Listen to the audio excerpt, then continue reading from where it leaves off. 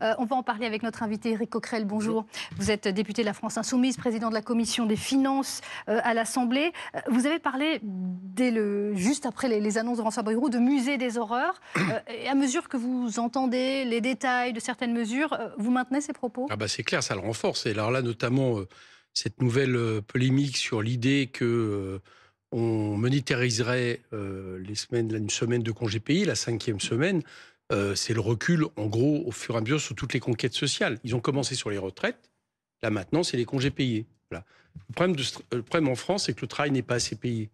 Le travail qu'on fait déjà. Les salaires ne sont pas suffisants. Bon, donc la question, elle est là. Elle n'est pas de forcer les gens à travailler plus pour gagner plus. Parce qu'à ce compte-là, on revient sur tout. C'est-à-dire, on revient sur pourquoi on se contenterait, après tout, de revenir sur une semaine de congés payés. On pourrait bien décider 5 semaines. Et puis, on pourrait décider que ce n'est pas 64, 65, mais c'est 67. Vous voyez bien qu'au fur et à mesure, on revient sur, en gros, toutes les conquêtes sociales depuis la libération. Alors, ce que dit la ministre du Travail, c'est qu'à ce stade, c'est une proposition. Les partenaires sociaux sont invités à en discuter. On va l'écouter et je vous réagis juste après.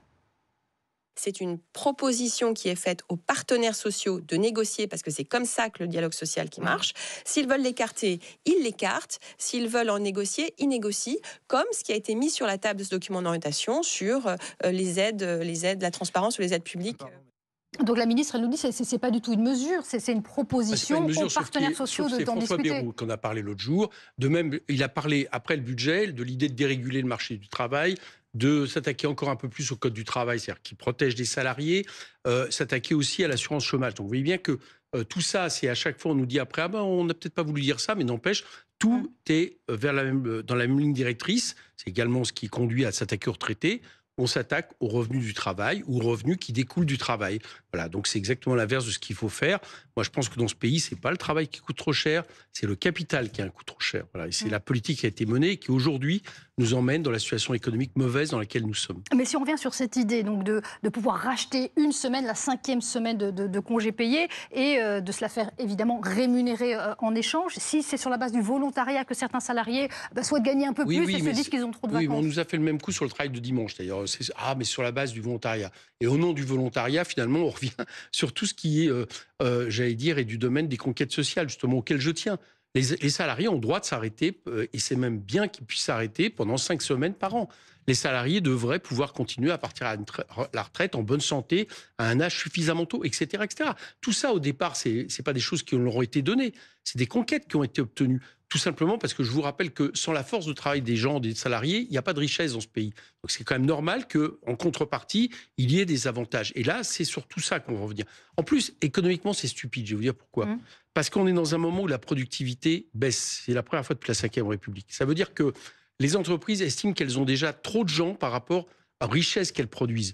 Tant qu'on ne règle pas ça, c'est pas la peine d'aller s'inventer des 5e semaines qui finalement seraient payées, où les salariés devraient travailler, etc. Parce que vous n'allez pas créer comme ça de la productivité. Donc économiquement, c'est mauvais. Socialement, c'est injuste.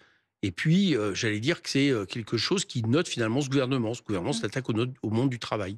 Mais là, du côté du socle commun, de la droite aussi, on entend un autre constat que le vôtre. Évidemment, vous allez me dire, c'est qu'il n'y a pas assez de productivité, effectivement, parce qu'on travaille pas assez en France. Et donc, là, on a parlé à l'instant de l'idée de racheter une semaine de vacances. Mais vous avez entendu ce que proposent certains dans le socle commun. Mathieu Lefebvre, on l'a entendu dire que finalement, il faudrait peut-être remettre en question, remettre en cause les 35 heures. Bien sûr. Donc, derrière ça, voilà, ça, c'est un bon exemple. Au début, il y a eu les 35 heures. En fait, les 35 heures, c'est quoi? C'est un cadre légal hebdomadaire. Bon. Ces gens-là rêvent d'en finir avec ça. Ils rêvent de venir au fait que les salariés sont corvéables à merci. Ils le disent très clairement d'ailleurs. Voilà. Le vrai sujet, c'est les 35 heures. Voilà, comme en plus on baisse les salaires, les gens sont obligés de travailler toujours plus pour arriver à gagner leur vie. Voilà, c'est le monde dont ils rêvent. Bien. Et donc, les 35 heures, au début, on a dit « Ah, mais il sera peut-être possible de faire des heures supplémentaires et on va, par exemple, les payer 2 fois plus. » Puis après, on a dit « Ah ben non, on va les payer 1,5 fois de plus. » Et puis au bout d'un moment, on considère qu'en réalité, il faudrait plus de 35 heures du tout. C'est la même la question sur la 5e semaine de congés payés. On va dire il y a la 5e semaine, finalement, on peut la monétariser. Alors au début, on va la payer plus. Puis après, vous verrez qu'on la paiera autant. Et puis après, ça sera finalement considéré comme une semaine normale. Donc, cette politique-là, en réalité, pense que les travailleurs doivent être corvéables à merci, sous la pression j'allais se dire, entre guillemets, du capital, et je parle surtout des grandes entreprises. Donc moi, ce monde-là, je ne le souhaite pas. Ça, c'est le monde du 19e siècle. Oui, mais le monde les d'avant les 35 conquêtes heures, sociales. est-ce qu'elles ont donné les résultats escomptés? L'un des objectifs, c'était de créer de l'emploi aussi. Oui. Évidemment, Est-ce que ça a fonctionné? Est-ce que ça a marché? Vous savez que quand les 35 heures ont été créées en France, il y a eu la plus grosse augmentation d'heures travaillées dans ce pays. La plus grosse augmentation. Bon. Donc, progressivement, on est revenu dessus. Mais il y a eu, parce qu'en même temps, il y avait du partage du travail. Donc, c'est pas cette question-là. Moi, je crois que la question de fond qui est posée et qu'on ne peut pas contourner en disant aux gens, vous gagnerez plus que si vous travaillez plus, c'est de faire en sorte de créer les conditions pour que, alors par la croissance, par une bifurcation écologique qui fait marcher l'économie, par aussi une augmentation des salaires, voilà, parce que dans le partage de la valeur ajoutée, ce qu'on partage, comment on partage des richesses, il y a de plus en plus d'argent qui va vers le capital et qui part en dividendes surtout, et pas assez vers les salaires. Il faut augmenter les salaires et vous verrez que les gens consommeront. La consommation, c'est de l'activité économique, c'est des rentrées, des recettes, des impôts, des cotisations. Et à mon avis, ça marchera mieux que la politique qu'on a aujourd'hui. Il n'y a pas de problème de temps de travail en France. On n'est pas en dessous de la moyenne européenne. Les Français ne travaillent pas moins que les autres. Non, c'est pas vrai. Vous avez vu, il y a même eu une fake news. Il y a la ministre Amélie de Montchalin qui a dit « Ah, on travaille 100 heures de moins que les Allemands. » Les salariés allemands. Puis on s'est aperçu qu'en réalité, ils avaient pris l'ensemble de la population, ce qui ne veut rien dire. Non, il y a les Français ne travaillent pas moins. Par exemple, les fameux jours fériés, la France est en dessous de la moyenne européenne. Donc il faut arrêter avec cette histoire. Par contre, ce qui est vrai, c'est que pendant des années, la productivité des Français, des travailleurs en France, était supérieure, y compris largement supérieure aux Allemands. Et que ça, aujourd'hui, s'est remis en question. Et donc, il faut s'interroger sur comment on recrée de la richesse. Pour recréer de la richesse, par exemple, ça passe par le fait qu'au lieu d'avoir une politique, j'allais dire chiche, d'austérité, comme on connaît, où on réduit les moyens de l'État, au contraire, on investit, par exemple. On investit dans la bifurcation écologique, on investit dans des mécanismes de solidarité qui fait que les gens, ils ont de l'argent à dépenser et on crée de la richesse. C'est comme ça que ça peut se relancer. La politique qui est menée aujourd'hui, c'est une politique de récession à terme. Vous avez d'ores et déjà annoncé que vous alliez voter la censure. Pour vous, il n'y a pas moyen de discuter, de négocier. Est-ce que ce n'est pas une manière de se défausser finalement, de ne pas avoir envie d'apporter des solutions face à la situation dans laquelle se trouve la France? Mais on a fait l'expérience de ça. L'an dernier, en septembre 2024, excusez-moi, on a eu un budget et l'Assemblée l'a complètement transformé. Donc voilà, l'Assemblée a donné sa loi. Qu'est-ce qu'a fait le gouvernement? C'était le gouvernement Barnier. Il a dit, moi, ce qui a été amendé par l'Assemblée, je ne veux pas en entendre parler. On fait le 49.3, on réimpose notre budget. Donc on les connaît. Ils sont là. Monsieur Macron a décidé de laisser des minoritaires gouverner pour appliquer sa même politique qui consiste en gros au nom de cadeaux aux plus riches, pour aller vite, on attaque le monde du travail, on attaque l'État, on attaque les services publics, on attaque la protection sociale. Et cette politique-là, il ne veut pas en démordre. C'est la raison pour laquelle, il y a un an, il ne nous a pas laissé la possibilité de gouverner. Donc ne croyez pas que ces gens-là vont essayer de modifier tout leur budget. Ils ne sont pas là pour ça. Donc ils vont aller jusqu'au bout.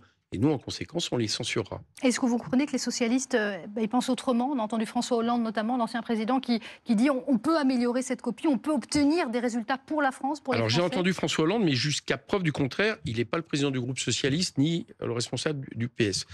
Donc moi, je regarde ce que dit Olivier Faure. Ce que dit Olivier Faure, ce que disent les socialistes, c'est que ce budget ne va pas et qu'ils veulent bien discuter. Ça, je pense que c'est déjà un problème, parce qu'à mon avis, ça laisse peut-être penser que François Bayrou peut nous diviser, puis essayer de, comme il l'avait fait la dernière fois, en échange de quelques miettes, arriver à avoir la non-censure. Donc pour ça, je dis qu'à mon avis, on ferait mieux de ne pas faire semblant de discuter. Mais par contre, ce que j'entends aujourd'hui, donc moi j'écoute, c'est que tout le budget est mauvais.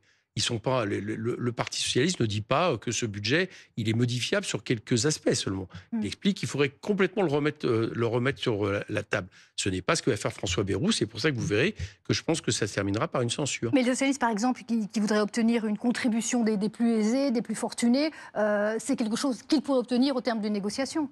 Oui, mais la contribution des plus aisés, encore une fois, l'année dernière, on l'a obtenue.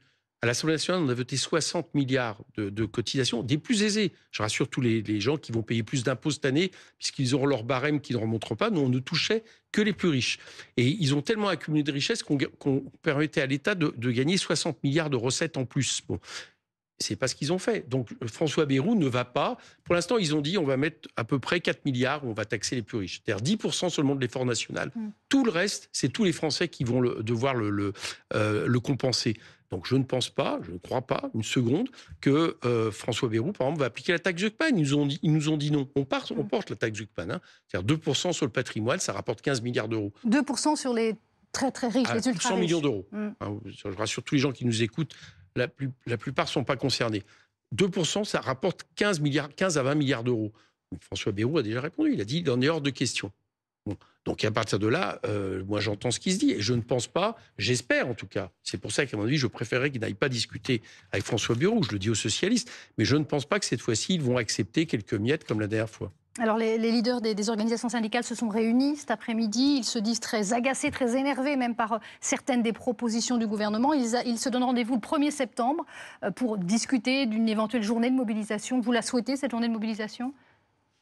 Oui, moi je pense que de toute façon, il y a tellement de raisons pour que les gens se mobilisent, et je sais que, parce que j'écoute un peu ce qui se dit dans la rue, dans le métro et autres, les gens en ont marre. Les gens en ont assez dans ce pays, réellement, parce qu'ils ont l'impression qu'on demande toujours l'effort aux mêmes, aux classes populaires, aux classes moyennes, à tous ceux qui travaillent. Bon. Donc ils en ont assez. Donc je pense que c'est bien qu'il y ait des mobilisations pour pousser. Il faut que la situation change. On ne peut pas continuer comme ça. Bon. Et donc pour que les choses changent, il faut censurer, et moi ce que j'espère, c'est de retourner aux urnes.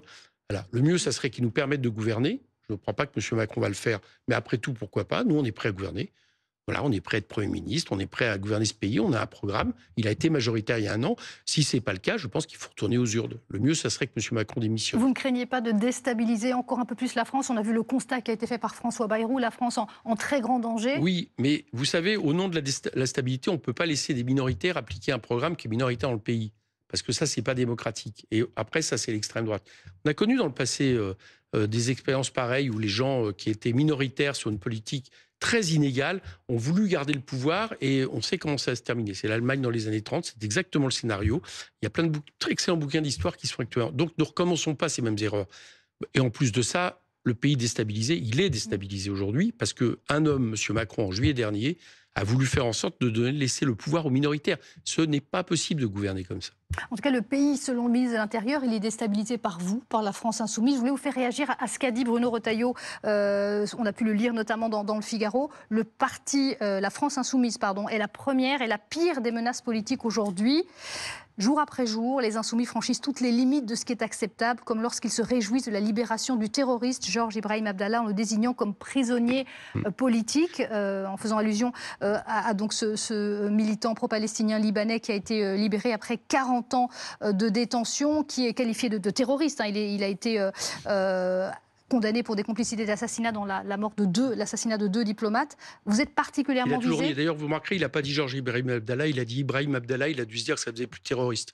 Il a oublié la consonance du prénom Georges. Je parle de Retailleau. Écoutez, je vais dire une chose au ministre de l'Intérieur. D'abord, il ferait peut-être bien de se mêler de son ministère et pas de la justice, parce que là, en l'occurrence, c'est la séparation des pouvoirs, c'est une décision de justice.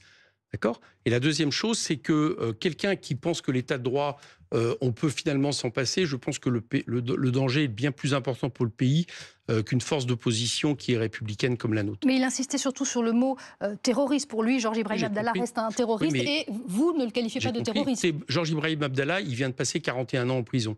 Il est libérable théoriquement depuis la fin des années 90. Bon, la seule raison pour laquelle il était maintenu, c'est la demande des Américains. On le sait, c'est politique. Et donc, par rapport en plus à des faits qu'il a toujours niés. Donc, encore une fois, M. Retailleau juge à la place de la justice, c'est son droit. Moi, je considère qu'un ministre de l'Intérieur qui se mêle de tout, qui se mêle des affaires étrangères avec l'Algérie, qui se mêle de la justice de ce point de vue-là, je vous le répète, c'est lui le danger de la République, surtout que c'est quand même quelqu'un qui nous a expliqué qu'il fallait revenir au droit du sang, seul Vichy l'a fait, et qui estime que c'est normal qu'un ministre de l'Intérieur dise à bas le voile, et qui fait qu'après, il y a des gens qui le prennent au mot et qui vont assassiner des gens dans les mosquées. Donc le danger pour la République aujourd'hui, le vrai danger pour la République, c'est qu'on a un ministre de l'Intérieur qui, en réalité, ne sait pas très bien ce qu'est la République. Le ministre de l'Intérieur, lui, donc, il fait allusion, il parle de terrorisme parce qu'il a été condamné dans l'assassinat de deux diplomates. On le rappelle, deux diplomates, un Américain et un Français. Oui. Et il est choqué par le fait que...